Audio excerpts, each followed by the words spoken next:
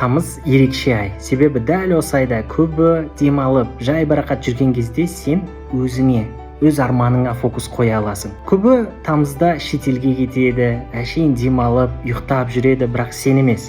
Егер сен осы видеоны қарап жатсаң, сенің бір арманың бар.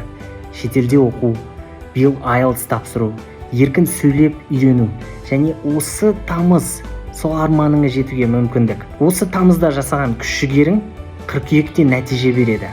Желтоқсанда сені озықтардың қатарына қосады және келесі жылы сені арманыңа жеткізеді. Осы тамызда басқалары бассейнде жатқанда сен сөйлеп үйренесің.